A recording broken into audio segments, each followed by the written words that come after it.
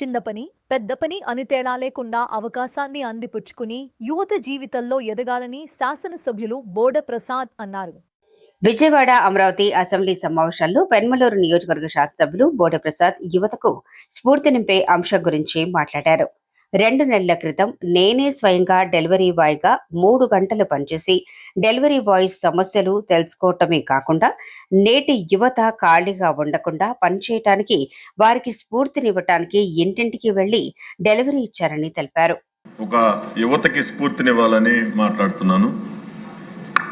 నేను గత 2 నెలల క్రితం ఒక ఇన్స్టామార్ట్ డెలివరీ బాయ్గా పనిచేశాను.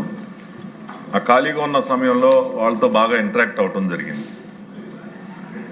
ఇది యువతకి ఎందుకు స్ఫూర్తి అంటా ఉన్నానంటే, నేను విదేశాలు వెళ్ళినప్పుడు యుఎస్ కానీ లేకపోతే ఆస్ట్రేలియా, న్యూజిలాండ్లో చాలా రోజులు ఉన్నప్పుడు అక్కడ యువత, ముఖ్యంగా బాగా స్థిరపడిన యువత కూడా ఈ ఓలా, ఊబర్ ఇవన్నీ కూడా అమెజాన్ లేకపోతే డెలివరీ బాయ్స్గా పనిచేస్తూ ఉన్నారు. చాలా డబ్బులు, ఈవెన్ మన ఐటీ స్టూడెంట్స్తో పాటు సమానంగా కూడా వాళ్ళు సంపాదిస్తూ ఉన్నారు.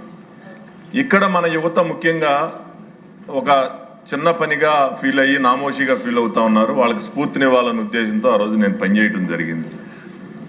అయితే దీంట్లో దాదాపుగా ఎంత ఆదాయం వస్తుంది అనేది కూడా యువతకు తెలవాలి. దాంట్లో చిన్న చిన్న లోటుపాట్లు, ఇబ్బందులు కూడా ఆ డెలివరీ బాయ్స్ గురించి నేను మాట్లాడాల్సిన అవసరం కూడా ఉంది. నేను ఒక 3 గంటలు పనిచేస్తే దాదాపుగా 260 రూపాయలు వచ్చినాయి. అయితే అందులో పనిచేసే డెలివరీ బాయ్స్కి 16 డెలివరీస్ ఇస్తే ఇన్సెంట్లు కూడా ఇస్తూ ఉన్నారు. 175 రూపాయలు, ఒక 19 డెలివరీ చేస్తే 180 రూపాయలు, 20 చేస్తే 255, 23 చేస్తే 260 రూపాయలు. ఎంత మిగులుతున్నాయని నేను అడిగితే ఒక 250 రూపాయలు ఆ ఇన్సెంట్ వచ్చిన డబ్బులు పోను ఒక 1000 రూపాయల దాకా మిగులుతున్నాయని చెప్పి. అదే కొంతమంది 1500 రూపాయలు కూడా సంపాదించుకునే వాళ్ళు ఉన్నారు.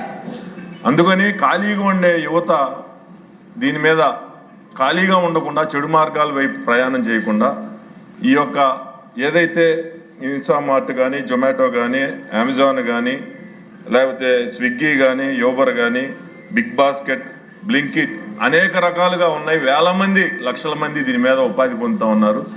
ఖాళీ సమయంలో చిన్నతనంగా భావించకుండా ఈ యొక్క అవకాశాలను ఉపయోగించుకోమని వాళ్ళు చెప్పిన చిన్న చిన్న లోటుపాట్లు ఏంటనంటే, ఈ యొక్క ఏదైతే డిపోలు ఉన్నాయో ఆ డిపోల దగ్గర ఆ వర్క్ అలాట్ అయ్యే లోపు ఒక హాఫ్ అన్ అవర్ ఎంతసేపు టైం పడతా ఉంది. ఆ టైంలో నుంచోడానికి నీడ లేదు, టాయిలెట్స్ లేవు అని చెప్పి చిన్న చిన్నవి ఉన్నాయి.